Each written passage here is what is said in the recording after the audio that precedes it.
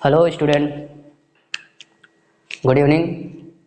जैसा कि आप सभी जानते हैं कि कोरोना के कारण क्लासेस काफ़ी बाधित रही क्लास 10 के लिए और सिलेबस को भी काफ़ी कम कर दिया गया है। तो मैंने एक सिर्फ ओवरव्यू दिया है कि आपके सिलेबस में कौन सा टॉपिक कितना है, किसके क्या नंबर आने वाले हैं और किसके लिए क्या इंपॉर्टेंट्स है। मैं आपको यहाँ उतनी ही चीज़ें बताऊँगा जितने की आपको ज़रूरत है। ज़रूरत से ज़्यादा मैं कुछ भी नहीं बताने वाला, क्योंकि आपका एग्ज़ाम नज़दीक है। तो ज़्यादा ज्ञान की व्यवस्था न करते हुए मैं सिर्फ आपको एग्ज़ाम के पॉइंट ऑफ व्यू से, ताकि आप ज़्यादा से ज़्यादा नंबर गेन कर सकें, उसके लिए मैं ये सारी चीज़ें कराने जा रहा हूँ। 10th के स्टूडेंट के लिए जितनी चीज़ें इंपॉर्टेंट है उतना मैं इसमें सब बताऊँगा। अगर कोई 9th में सही से नहीं पढ़ा है तो उसके लिए भी बहुत अच्छी बातें हैं। मैं वो सारी चीज़ें बताऊँगा जो 9th में और 10th में भी। मैं 9th का भी बैच लाऊंगा और 10th वाला लाऊंगा। 9th वाले में फुल चीज़ें रहेंगी, सारी चीज़ें कंप्लीट मिलेंगी, कुछ भी नहीं छूटेगा वहाँ। 10th वाले में मैं सिर्फ टॉपिक बताऊंगा, क्योंकि आपके पास समय की बहुत कमी है। तो उस समय को देखते हुए मैं कम समय में आपको पूरी चीज़ें बताना चाहता हूँ, ताकि आप ज़्यादा से ज़्यादा नंबर को गेन कर सकें। देखिए, टोटल मैथ में आपके 15 टॉपिक है। 15 का 30% सिलेबस घटा दिया गया है। तो अगर 30% आप इसका निकाल देंगे तो यहाँ 0 से 0 काट देंगे आप, और 15 या 45 मतलब 4.5। तो ये 4.5 टॉपिक आपके काट दिए गए हैं। 4.5 टॉपिक, अब आपके दिमाग में आ रहा होगा कौन कौन सा टॉपिक ऐसा होगा जिसे हटा दिया गया होगा। तो आप लोगों ने एक टॉपिक पढ़ा होगा बहुपद। बहुपद को हटा दिया गया है। समांतर श्रेणी, इसे भी रिमूव कर दिया गया है। तो 2 टॉपिक ये आपके हो गए। एक वृत्त को हटाया है और चौथा प्रायिकता।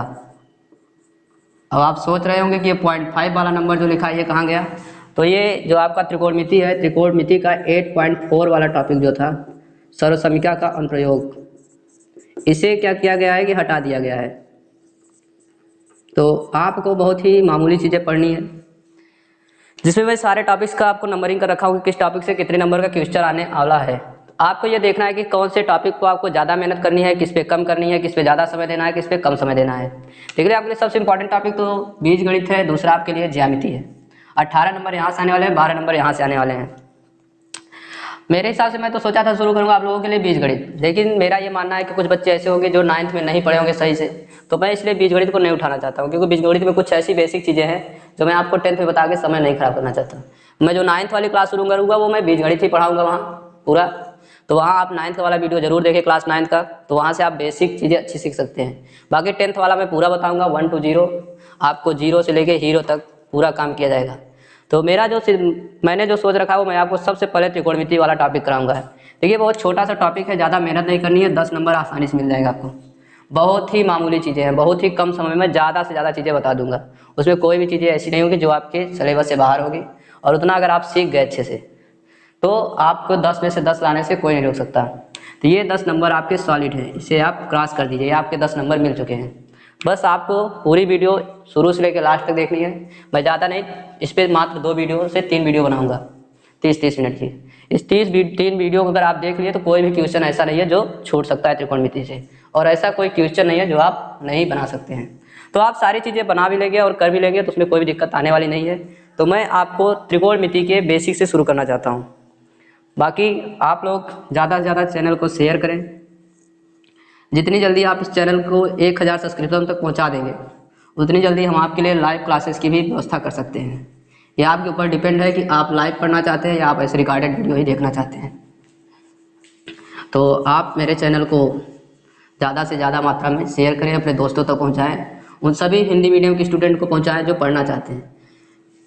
मैंने देखा कि सीबीएसई के लिए काफ़ी क्लासेस पढ़ी हैं पूरे यूट्यूब पे। ऐसा कोई चैनल नहीं है जहां इंग्लिश मीडियम स्टूडेंट के लिए क्लासेस ना हो।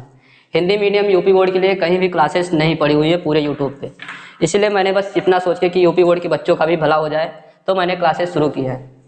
मैं सीबीएसई बोर्ड के लिए भी क्लासेस लाऊँगा, उनका अलग अलग बैच होगा। मैं हिंदी मीडियम को पूरी तरीके से अलग रखना चाहता हूँ, ताकि हिंदी मीडियम के बच्चों को बिल्कुल भी दुविधा या दिक्कत न हो। देखो, मैं त्रिकोणमिति की शुरुआत करता हूँ। बहुत ही बेसिक सा चैप्टर है, इसका नाम ही क्या है, त्रिकोणमिति। देखिए, जो कुछ है सब इसके नाम में छिपा हुआ है। आप इसके नाम को अलग अलग पढ़िए। त्रि का मतलब यहाँ होता है 3। यहाँ कोण शब्द लिखा है तो कोण को आप कोण ही समझिए, और मिति का मतलब होता है रचना करना। तो यहाँ जो 3 कोणों की हमें क्या करना है, बनी आकृति के बारे में रचना या गणना करना है। तो जब आप रचना को समझेंगे तभी आप गणना कर सकते हैं। पूरी त्रिकोणमिति जो हम आपको सिखाएंगे यानी जो आपके 10th स्टैंडर्ड है वो राइट एंगल ट्रायंगल पे ही निर्धारित है। ये आपको दिमाग में ये चित्र पूरी तरीके से छपा होना चाहिए। ये एक त्रिभुज है, इसे हम यहाँ बी वाला एंगल जो है 90 डिग्री है, इसे हम समकोण त्रिभुज बोलते हैं। अब त्रिभुज के बारे में तो आपको ज्ञान नॉर्मली होना ही चाहिए। तो ये एक आपके सामने समकोण त्रिभुज बना हुआ है, इसमें ये कोण आपका जो है ये बी वाला एंगल भी ये 90 डिग्री है, इसे आप हमेशा दिमाग में फिक्स रखें। यानी आप जितनी भी चीज़ें यहाँ सीखेंगे सब समकोण त्रिभुज के लिए सीखेंगे। अब यहाँ 3 चीज़ें दिख रही हैं आपको, 3 भुजाएं, तो मतलब यहाँ 3 चीज़ें होंगी। इन तीनों के यहाँ पे एक स्पेशल नाम है, जैसा कि घर में कोई भी आता है तो उसका नाम रखा जाता है, वैसे भी इस त्रिकोणमिति के शुरुआती चैप्टर के इन तीनों के एक अलग अलग नाम है। उस नाम को पहचानना और जानना आपके लिए बहुत ज़रूरी है। बेसिकली आपको समझना ये जो 90 वाली है इसके सामने आप देखेंगे तो ये जो भुजा होती है इसे हमेशा कर्ण बोलते हैं। इसमें कभी भी आपको कंफ्यूज नहीं होना है। कंफ्यूज आप सिर्फ एक जगह होते हैं कि लंब किसे समझें और आधार किसे समझें। देखिए आपसे कभी आज से आपको ये दिक्कत नहीं होगी कि लंब किसे समझना और आधार किसे समझना है। सिंपली मैं आपको बताना चाहता हूँ कि जहाँ भी थीटा दे दिया, जैसे मान लीजिए मैं इस एंगल पे काम करता हूँ, तो अगर मैं इसे थीटा मानूंगा तो ये वाला एंगल आपका 90 माइनस थीटा हो जाएगा। सिंपल सी बात है। क्यों होगा? कुछ बच्चों के दिमाग में सवाल आएगा कि क्यों वो 90 माइनस थीटा हुआ। तो देखिए सिंपल सी बात है कि अगर आपको एक एंगल 90 दे रखा है तो बच्चे ये दोनों का एंगल सम भी क्या होगा? 90 ही होगा क्योंकि किसी भी त्रिभुज के तीनों एंगल का योग 180 होता है। अगर उसमें से 90 निकाल दोगे तो बचा 90। अब 90 में अगर तुम्हें एक थीटा पता है तो दूसरा क्या हो जाएगा? दूसरा अपनी सी बात है कि उस 90 में से अगर थीटा घटा दोगे तो दूसरा वाला भी पता चल जाएगा, मतलब ये पहला हो जाएगा और ये दूसरा हो जाएगा। तो ये दोनों एंगल आप पता कर सकते हैं। फिलहाल हमें 90 माइनस थीटा पे काम नहीं करना है, हम सिर्फ थीटा पे वर्क करेंगे। तो आपको दूसरी चीज़ लंब और आधार को पकड़ना है कि लंब कौन है और आधार कौन है। कुछ नहीं करना है, सिंपली आप एक चीज़ को ध्यान में रखेंगे। क्या देखना है? ये जो थीटा, जहाँ थीटा लिखा है इसके सामने वाली भुजा देखिए, इसके सामने, इस थीटा के सामने जो आएगा वही तुम्हारा क्या होगा? लंब होगा। क्या हो जाएगा? लंब। इसे ही आपको हमेशा लंब समझना है। और कर्ण और लंब हो गया तो तीसरा सिंपल सी बात है, उसे हम क्या बोलेंगे? आधार। तो इतनी चीज़ें मेरे हिसाब से आपको क्लियर हो जानी चाहिए। आपको पता चल गया कि लंब किसे बोलेंगे, आधार कौन होगा और कर्ण कौन होगा। अगर आप ये 3 नाम सीख गए तो बाकी मैं त्रिकोणमिति को पूरी तरीके से आपके लिए आसान बना दूंगा। ये 3 नाम आपको पहचानना बहुत जरूरी है, जानना जरूरी है। इसे आप अपने घर के सदस्यों के नाम के जैसा याद कर लीजिए कि आपके घर के चाचा, काका, दादा हैं। तो ये 3 चीज़ें अगर आपको याद हैं तो कोई भी दिक्कत नहीं होगी आगे वाली चीज़ों में। अब इनको व्यक्त करने के कई नियम हैं, इनको हम क्या करेंगे? व्यक्त करेंगे।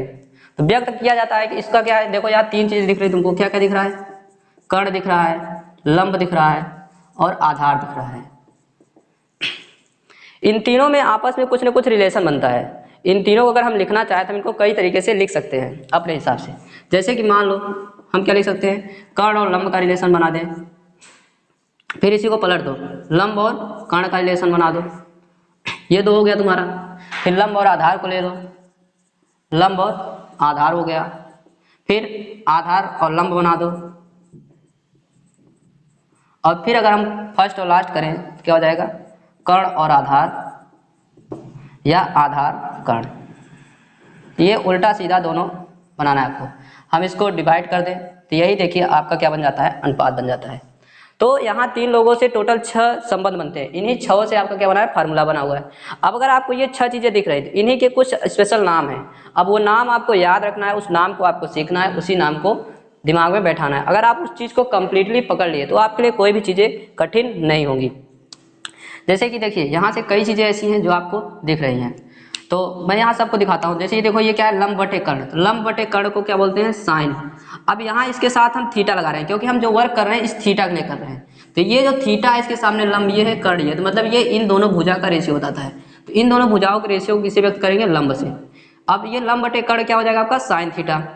अब ये देखो लंब बटे कर्ण है और ये जस्ट इसका उल्टा है, कर्ण बटे लंब। तो साइन का उल्टा जो होता है इसको किस नाम से व्यक्त करते हैं? कॉसेक थीटा से। तो देखिए साइन थीटा और कॉसेक थीटा ये दोनों एक दूसरे के क्या होते हैं? रेसिप्रोकल, मतलब अनुपात होते हैं। तो इन दोनों में क्या है? एक संबंध बनता है। यहाँ से अगर आप देखिए, अगर इसको ऐसे लिखें सिंपली भाषा में, यहाँ मैं दिखाता हूँ आपको। ये क्या लिखा है?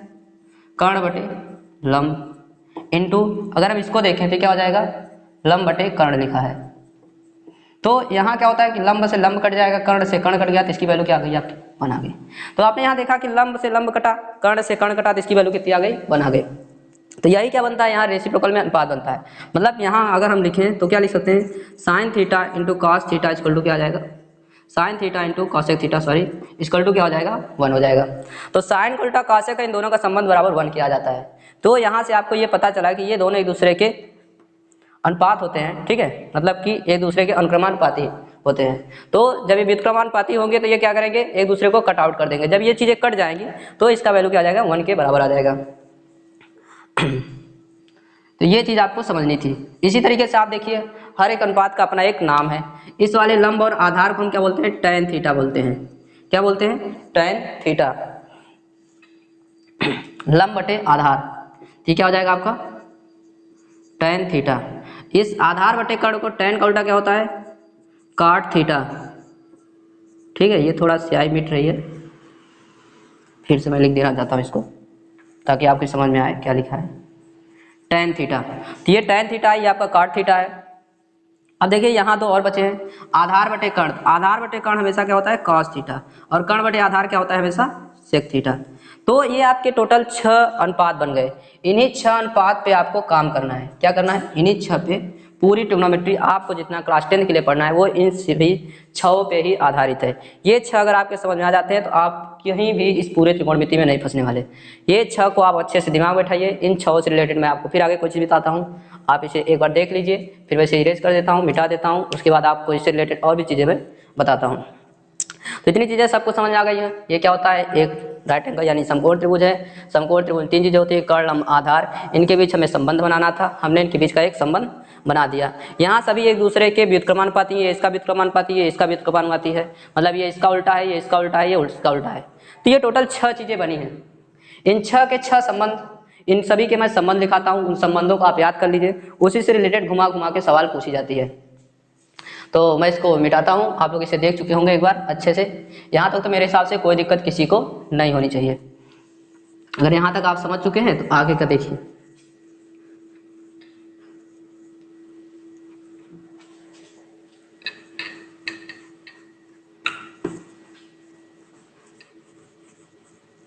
देखिए मैं आपके लिए 3 रेशियो यहाँ लिखता हूँ। ये जो मैंने अभी जस्ट संबंध बताए थे, इन्हीं तीनों पे मैं कुछ चीज़ें आपको बताना और सिखाना चाहता हूँ। वो चीज़ें हैं क्या, ये आप देखिए। देखिए मैंने अभी जस्ट लिखा था कि sine theta into cosec theta equal to 1। तो ये जो संबंध आया था ये बराबर 1 के होता है। कैसे होता है ये भी मैंने दिखाया था, लेकिन मैं फिर से एक बार लिखता हूँ। देखिए अगर आपको याद नहीं होता कि साइन थीटा कॉस थीटा में याद कैसे करना है, यानी कि इसका अनुपात कैसे क्या होता है, तो उसके लिए सिंपली आप एक चीज़ याद रख सकते हैं। एक वर्ड होता है लाल बटे कक्का, ठीक है, और यहाँ आप सोना चांदी तौल कर सकते हैं। तो साइन कॉस और टेन, ये 3 चीज़ें होती हैं। जस्ट इसी का उल्टा लिखना है, तो यहाँ क्या हो जाएगा, कॉसेक, कास का उल्टा होता है सेक, टेन का उल्टा कॉट, तो CSC आता है। ठीक है, यहाँ ल और क से क्या हो जाएगा, लंब बटे कर्ण। ये अ और क के बीच क्या हो जाएगा, आधार बटे कर्ण, और फिर ये लंब बटे आधार हो जाएगा टेन का। तो ये आपको तीनों चीज़ें कंफर्म होने चाहिए। अगर आपको ऐसे भी दिक्कत हो रही है तो आप एक तरीका और बना सकते हैं, लाला आम लाया। नीचे वाले को बता सकते हैं क्या, कच्चा कच्चा आम।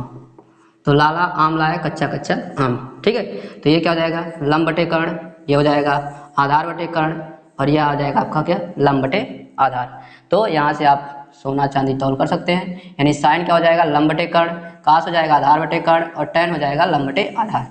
तो मेरे हिसाब से यहाँ तक आपको किसी को कोई दिक्कत नहीं होनी चाहिए। अब कोई भी बच्चा ये नहीं कहेगा साइन थीटा कास थीटा को हिंदी में क्या बोलते हैं। आप इन चीज़ों को हिंदी में पढ़ने की कोशिश न करें। Sine theta cos theta tan theta sec theta cosec theta, इसको आप पूरी तरीके से इंग्लिश में याद करने की कोशिश करें। इस वर्ड को आप हिंदी में जानने की कोशिश मत करें। अच्छा, ये जो मैंने संबंध लिखा है इसकी वैल्यू 1 होगी, इसे मैं आपको दिखा देना चाहता हूँ। देखो मैंने सिंपली लिखा साइन थीटा तो क्या होता है, लंब बटे कर्ण। तो यहाँ अगर आप लिखेंगे लंब बटे कर्ण इंटू कॉसेक थीटा क्या होता है, जस्ट उल्टा करना है, तो क्या हो जाएगा, कर्ण बटे लंब, और यहाँ ये कर्ण से कर्ण कट जाएगा, लंब से लंब कट जाएगा, तो इसकी वैल्यू क्या आ जाएगी 1। तो ये जो मैंने लिखा था ये अनुपात पूरी तरीके से क्या है, सही है। तो आपको ये समझना है, इसे आप दिमाग में बैठा लीजिए, याद करने की जरूरत नहीं है। मैं पढ़ाऊँ तो कोई भी चीज़ आपको याद नहीं करना, उस चीज़ को बस समझना है। आप एक बार चीज़ों को समझ लेंगे तो आपको दोबारा उसे समझने की जरूरत नहीं पड़ेगी। आप उस चीज़ को पूरी तरीके से सीखिए बस। तो मैंने एक लिखा साइन कॉसेक क्या हो जाएगा 1, इसी तरीके से cos थीटा का उल्टा क्या होगा, sec थीटा, तो sec और इसका क्या हो जाएगा 1। इसी तरीके से आता है क्या, tan theta into cot theta equal to क्या होगा 1। देखिए इससे कुछ चीज़ें बनती हैं। sin थीटा हमेशा क्या होता है, ये बराबर होता है 1 बाई cosec थीटा के, कहीं कहीं आपको ऐसा भी लिखा मिलेगा, या cosec थीटा इक्वल टू क्या हो जाएगा 1 बाई sin थीटा। देखिए ये आपको पता होना चाहिए, ये अनुपात चेंज करना आना चाहिए, ये इसी से बना हुआ है। अगर आप अनुपात चेंज कर लिए तो आपके लिए कोई भी दिक्कत होने वाली नहीं है। दूसरा आप देखिए इसी तरीके से हम cos थीटा को क्या लिख सकते हैं 1 अपान sec थीटा, और इसी तरीके से sec थीटा को क्या लिख सकते हैं 1 बटे cos थीटा। अब तीसरा बचा tan थीटा, tan थीटा को हम कर सकते हैं क्या इसी तरीके से, tan थीटा बराबर क्या हो जाएगा 1 बाई cot थीटा, या cot थीटा बराबर क्या हो जाएगा 1 बाई tan थीटा। तो ये टोटल रहे आपके इतने अनुपात। इतनी चीज़ों को आपको अच्छे से रिवाइज करना है, इस चीज़ को याद कर लेना है, इस चीज़ को लिख लेना है, ये आप अच्छे से नोट कर लें, ये आपको बहुत ही ज़्यादा काम में आने वाला है, क्योंकि इस बार जितने भी सवाल आएंगे इन्हीं से रिलेटेड किया जाएगा, क्योंकि आपका सर्वसंख्या का अनुप्रयोग हटा दिया गया है तो वहाँ से कोई भी सवाल बनने वाला नहीं है। तो इस चीज़ को आप अच्छे से सीख लें, इसमें भी कहीं भी किसी से कोई गलती नहीं होनी चाहिए। तो ये आपके सिंपली अनुपात थे। अब एक बहुत ही अच्छा अनुपात है जो काफ़ी बार आपसे पूछा जाएगा और काफ़ी यूज है, और उसका एक दो यूज करके भी मैं आपको दिखाऊंगा। यूज कैसे करना है ये भी मैं आपको सिखाऊंगा, चीज़ों को आसान कैसे बनाना है, इन सब चीज़ों का मतलब क्या है, इसको सवाल कैसे लगाना है, वो सारी चीज़ें सिखाऊंगा। पहले आप बेसिक पे ध्यान दें। एक बार आप इन चीज़ों को सीख लिए तो कोई भी सवाल ऐसा नहीं है जो आप न लगा सकें अपनी किताब पर। बिना मेरे करवाए सारी सवालें आप सॉल्व कर सकते हैं, एक भी सवाल आपका छूटने वाला नहीं है। चलिए दिखाता हूँ मैं आपको सिंपली। एक और लास्ट बचा जो है वो होता है क्या है tan theta. tan theta equal to जो होता है वो क्या होता है sin theta upon cos theta के बराबर होता है। दूसरा क्या होता है cot थीटा, जो sin का जस्ट यानी tan का उल्टा cot होता है, तो इसको पलट दो क्या हो जाएगा cos थीटा बटे sin थीटा। ये आपको दोनों अनुपात याद होने चाहिए, इसका आप काफ़ी ज़्यादा यूज कर सकते हैं और काफ़ी ज़्यादा सवालों में फ़ायदा भी है। देखिए मैं जस्ट एक एग्जांपल लगा के दिखाता हूँ कि आप कोई भी कठिन सवाल को कैसे इजीली सॉल्व कर सकते हैं। जैसे मान लो मैंने लिखा tan थीटा बराबर 3/4, ये मैंने एक सवाल लिखा। यदि tan थीटा बराबर 3/4 है तो sin theta 3 sin theta plus 4 cos theta बटे 5 sin theta minus 2 cos theta का मान बताइए। अब देखिए अगर आप इस सवाल को देखेंगे तो आपके दिमाग में आएगा कि सर 3/4 लिखे हैं, तो यहाँ से पहले इसमें हमें ये 3/4, तो तुम कंपेयर करने चले जाओगे कि tan थीटा, तुम्हारे दिमाग में अगर tan थीटा और 3/4 मतलब ये क्या हो गया तुम्हारा लंब हो गया, ये क्या हो गया आधार हो गया। तो तुम जब sin थीटा देखोगे दिमाग में तुम्हारे क्या आएगा, तुम्हारे दिमाग में आएगा कि यार sin थीटा बराबर तो सर ने हमें बताया था क्या लंब बटे कर्ण, ठीक है। अब इसमें तो कर्ण कहीं दिया नहीं है तो हमें कर्ण पे जाना होगा। नहीं, मैं यही चीज़ आपको सिखाना चाहता हूँ कि इसका फायदा यही है कि आपको कर्ण की जरूरत नहीं पड़ेगी वहाँ। मैं अभी इस पर सवाल कराऊंगा, मतलब मैं डायरेक्ट वहाँ नहीं जाना चाहता, मैं बस आपको एक छोटी सी चीज़ दिखा रहा हूँ कि आपको बिना सॉल्व किए भी उस सवाल को लगा सकते हैं ऐसे। तो आप इस पर मत जाइए, आप सिर्फ ये देखिए tan थीटा क्या है, यहाँ लिखा क्या है tan थीटा। तो जैसे ही tan थीटा को देखिए आपके दिमाग में ये लंब बटे आधार के बजाय इस tan थीटा का ये वाला फार्मूला दिमाग में होना चाहिए, क्या sin थीटा बटे cos थीटा। जैसे ही आपके दिमाग में ये sin थीटा बटे cos थीटा आएगा तो यानी यहाँ देखिए है क्या, यहाँ नीचे क्या है cos थीटा। तो मतलब अगर इसमें हम कहीं tan बना सकते हैं क्या, अगर हम इसको tan बना ले तो हम इस दिए हुए मान का यूज करके इस सवाल को क्या कर सकते हैं सॉल्व कर सकते हैं। तो सिंपली इस पूरे सवाल को क्या कर दो cos थीटा से भाग दे दो, यहाँ जो नीचे रहता है उसी से आपको भाग करना है, ये नीचे वाला। तो इस cos थीटा से क्या करोगे भाग दे दो, cos थीटा से भाग देने पर, ठीक है।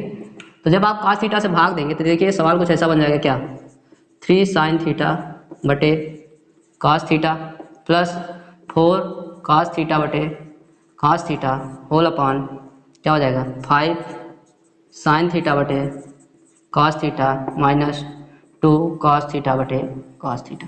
यहाँ cos से cos कट जाएगा, cos से cos कट जाएगा, तो ये sin बटे cos हो जाएगा, ये sin बटे cos। तो sin बटे cos जस्ट मैंने आपको सिखाया tan होता है, तो ये आपकी सवाल क्या बन जाएगी 3 tan थीटा प्लस 4 अपॉन में आ जाएगा क्या 5 tan थीटा माइनस 2।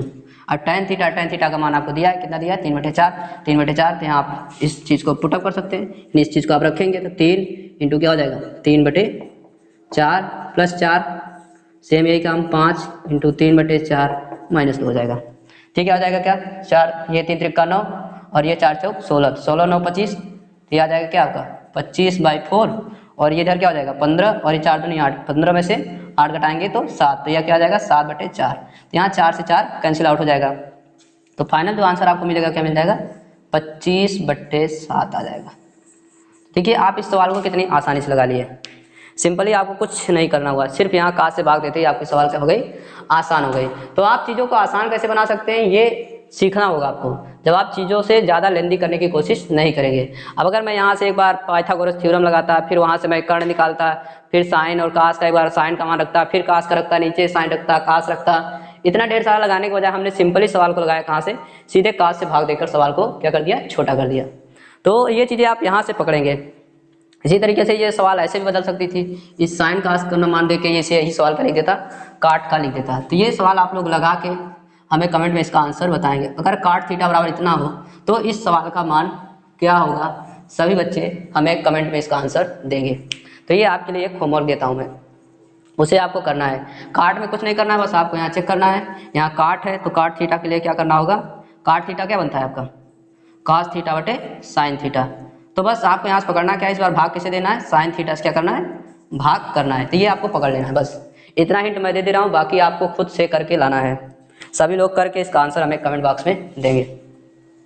तो यहाँ तक चीज़ें क्लियर हो गई होंगी मेरे हिसाब से, आपको ज़्यादा दिक्कत तो नहीं होगी समझने में।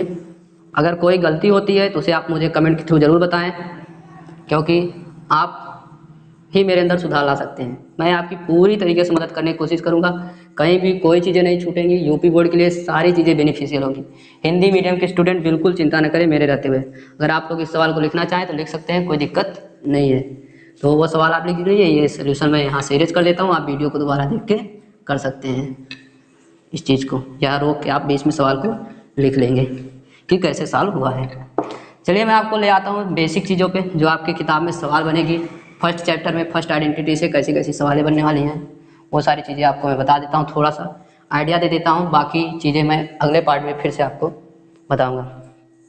देखिए, जो आपकी किताब में सवाल बनती है वो नॉर्मली कुछ ऐसी बनती है कि आपको सवाल में दे देगा एक त्रिभुज है, ठीक है, जो समकोण त्रिभुज है, कह देगा कोण बी पे क्या है 90 डिग्री है, ठीक है।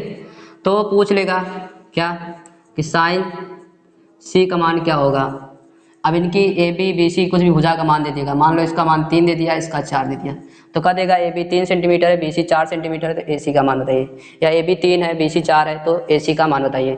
कह देगा साइन सी बराबर क्या होगा, ठीक है। या पूछ लिया कॉस सी बराबर क्या होगा, टैन सी बराबर क्या होगा। तो देखिए मैं एक बताऊंगा, बाकी 6 आप खुद कर लेंगे। तो एक मैं कराता हूँ, बाकी पूरा आप कर लेंगे। तो जिसको बोले, देखो यहाँ किसको लिया है सी को, तो यहाँ जिसको लेता है वही कोण होता है। मतलब हमें कौन से कोण देखना है, ये, तो इसके सामने वाली भुजा ये, मतलब ये क्या बन गई आपकी लंब, और ये आधार। ऐसे आप जानते हैं कोण बी पे 90 बोला था, तो ये आपका समकोण होगा, तो ये वाली भुजा क्या हो जाएगी कर्ण।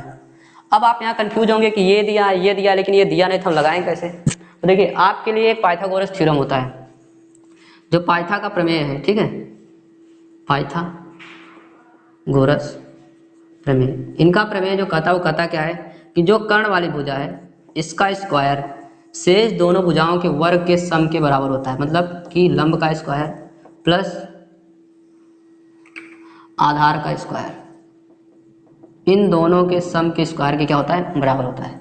तो आप इसी का यूज करते हुए यहाँ से कर्ण की मान को पता कर सकते हैं। तो लंब कितना है, अभी मुझे पता चला 3, तो इसका क्या कर देंगे स्क्वायर, प्लस आधार कितना है 4, तो 4 का क्या कर देंगे स्क्वायर, तो 3 का स्क्वायर 9, 4 का स्क्वायर 16, 16 9 कितना हो जाएगा 25। तो यहाँ देखिए कर्ण स्क्वायर बराबर कितना आ गया 25। सिर्फ कर्ण बराबर पता करेंगे तो ये स्क्वायर उधर जाएगा तो क्या हो जाएगा रूट बन जाएगा, तो 25 क्या हो जाएगा 5। तो यहाँ से आपको पता चल गया कर्ण का मान कितना है 5 है। अब आपके पास कर्ण कितना आ गया 5, तो ये कर्ण आ गया 5, ये आपका क्या है लंब, ये क्या है आधार। अब आपको सिर्फ इतना पता करना है कि चीज़ें हैं क्या। देखिए साइन सी लिखा है, तो मैंने बताया था साइन सी, तो आपके दिमाग में जाना चाहिए साइन क्या होता है, लाल बटे का तो पहला ल, उधर का तो लंब और कर्ण। तो साइन सी हमेशा क्या बनेगा लंब बटे कर्ण बनेगा। क्या बनेगा लंब बटे कर्ण। जैसे आपको लंब बटे कर्ण पता चला, तो लंब का मान कितना है 3, कर्ण का मान 5 है, मतलब यहाँ से साइन सी बराबर आप लिखेंगे क्या लंब बटे कर्ण, और लंब आया है 3 और कर्ण कितना आया है 5। ये आपका मान आ गया किसका, साइन सी का। अगर यही मैं आपसे पूछूं कॉसेक सी का मान बताइए, तो आपको ज़्यादा दिमाग नहीं लगाना है, सीधे कॉसेक सी पूछा तो साइन का उल्टा कौन होता है, कॉसेक, जस्ट मैंने बताया था। तो 3/5 को पलट दो, क्या हो जाएगा 5/3। ये आ गया किसका मान, कॉसेक सी का। तो साइन सी आ गया, कॉसेक सी आ गया, आपको कोई दिक्कत नहीं हुई। इसी तरीके से कॉस सी पूछा था, तो आप यहाँ देखिए कॉस सी, आपके दिमाग में आना चाहिए कॉस सी, बीच वाला लाल आ रहा है आधार, उधर क्या आ रहा है कर्ण। तो कॉस सी क्या है, आधार बटे कर्ण। तो आधार और कर्ण पे आपको जाना है। तो आधार देखो कितना है 4, कर्ण कितना है 5, तो सीधे यहाँ से आंसर आ गया 4/5। अब कास का उल्टा क्या होता है सेक, तो यहाँ से अगर मैं आपसे पूछूँ सेक सी क्या होगा, तो ये क्या हो जाएगा 5/4, बस पलट देना आपको, तो ये आ गया सेक सी। इसी तरीके से टैन सी पे आते हैं हम। अगर आप टैन पे जाते हैं तो टैन क्या होता है आपका, सिंपली अब लास्ट बचा लाल, अंत में ल आया और कक्का आया, तो मतलब क्या हो गया लंब बटे आधार। अब लंब बटे आधार जैसे ही हुआ तो आप सिंपली लंब और आधार, तो आपको दोनों पता दिया था, शुरू में दिया था लंब 3 आधार 4, तो ये क्या आ जाएगा 3/4। ये क्या हो गया आपका टैन थीटा। और टैन थीटा का उल्टा क्या होता है, काट होता है, ठीक है। तो ये काट थीटा हुआ, तो काट थीटा जस्ट इसको पलट दो तो 4/3। तो देखिए एक सवाल से कितनी सवाल बनी, फर्स्ट, ठीक है, आपको यहाँ से गिने first, second, third, fourth, fifth, six, तो ये 6 चीज़ें बनती हैं। तो आपको एग्जामिनर 6 सवाल नहीं देगा, एक ही बार देगा, कोई एक पूछ लेगा, क्योंकि जो बच्चा एक का आंसर बता सकता है वो इन 6 को लगा सकता है। तो मेरे हिसाब से अगर आप एक सीख गए तो आप 6 को बना सकते हैं। तो मैं आपको होमवर्क में देता हूँ इसी तरीके से एक सिंपल, इस पर एक चीज़ और मैं दिखाता हूँ कि ये तो साइंस ही दिया था इसलिए आपने इसको लंब माना। अब देखिए इसमें लंब बदलता कैसे है, अभी मैं यही साइंस सी की जगह अगर साइन ए लिख दूंगा तो ये सवाल का सारा आंसर बदल जाएगा। देखिए मैं बीच वाला मिटा के दिखाता हूँ थोड़ा सा, बाकी सभी को लिखा रहने देता हूँ क्योंकि बाकी सभी से आपको कंपेयर करना है कि देखिए आंसर में फ़र्क क्या आता है। सारे आंसर क्या हो जाएंगे, बदल जाएंगे। अगर यही आपसे पूछ लेता कि साइन ए बताओ, क्या बताओ साइन ए, अब जैसे ही ए का मान आएगा तो अब आपका थीटा सी नहीं रह जाएगा, अब आपका थीटा कौन बन गया, ए बन गया। तो आप ए पे जाएंगे तो ए के सामने अब इस बार देखेंगे तो लंब कौन बन जाएगा, ये आपका आधार हो जाएगा। तो इस सवाल में क्या हो गया, चेंजमेंट आ गया। तो इस चीज़ को मैं आपको यही करा देता हूँ, कंफ्यूज मत होना, चीज़ को देख लेना फिर इसको देखना। तो मैं ये वाली एरो मिटा देता हूँ और इनके नाम क्या करता हूँ, बदल देता हूँ। अब इस बार ये नाम चेंज हो जाएगा, ये सारी चीज़ें क्या हो जाएंगी, बदल, ये आपका वही रहेगा। तो ये आपका क्या हो गया, अब इस बार ये लंब बन गया और ये क्या हो गया, आधार बन गया। जैसे ही ये क्या बना लंब और ये आपका क्या बना आधार, तो हमारा फार्मूला भी क्या चेंज हो जाएगा, चेंज हो जाएगा। तो साइन है, देखिए हमारा साइन का फार्मूला तो वही होने वाला है लंब बटे कर्ण, लेकिन ये बदल गया किसके कारण, सिर्फ कोण बदलने के कारण। मतलब इस साइन से आगे यहाँ जो थीटा लिखा होता है सारी कुछ इसी पे डिपेंड होता है। ये जिसके लिए पूछेगा आप उसी के लिए सवाल को क्या करेंगे, सॉल्व करेंगे। तो जैसे यहाँ ए आया, ए के सामने लंब ये हो गया, ये आधार हो गया, ये कर्ण हो गया। कर्ण हमेशा 90 के सामने होता है, तो ये 90 के सामने कर्ण ही रहने वाला है, इसमें कोई चीज़ें बदलने वाली। अब साइन ए पे आप देखेंगे तो यहाँ से लंब आ गया, तो फिर फार्मूला तो वही है क्या कि लंब बटे कर्ण ही बनना है। तो लंब बटे कर्ण, तो लंब हमारा इस बार क्या है 4, कर्ण 5, तो ये आंसर क्या आ गया 4/5। देखिए यहाँ साइन ए का मान कितना आया 4/5 और यहाँ साइन सी का मान कितना आया था 3/5। देखिए साइन यहाँ भी है, साइन यहाँ भी है, लेकिन दोनों के आंसर में क्या है फर्क है, यहाँ 3/5 आ रहा है, यहाँ 4/5। तो देखिए डिपेंड करता है कि आपसे जो कोण पूछेगा उसके सामने आपको हमेशा लंब देखना है। तो अक्सर बच्चे यही कंफ्यूज होते हैं, एग्जामिनर आपको यही कंफ्यूज करेगा, तो आप ये गलती नहीं करेंगे। मैंने साइन ए लिख दिया है, अब इसके बाद कासे के इसका जस्ट उल्टा होता है, तो 4/5 का उल्टा कर दोगे 5/4। आप लोगों को होमवर्क में करना है क्या क्या, कास ए बराबर क्या होगा, इसका उल्टा क्या होता है सेक के बराबर क्या होगा, और टैन ए बराबर क्या होगा, और टैन का उल्टा काट ए बराबर क्या होगा। तो ये आपका इतना होमवर्क है, इसे आप करके इसका आंसर हमें कमेंट बॉक्स में जरूर डालें सभी बच्चे। ज़्यादा आप लाइक करें, शेयर करें, सब्सक्राइब करें। आज का सब्सक्रिप्शन ही मेरा मोटिवेशन है, तो आप इस चीज़ को ध्यान में रखेंगे। अगला वीडियो में जल्द ही डालूंगा। धन्यवाद।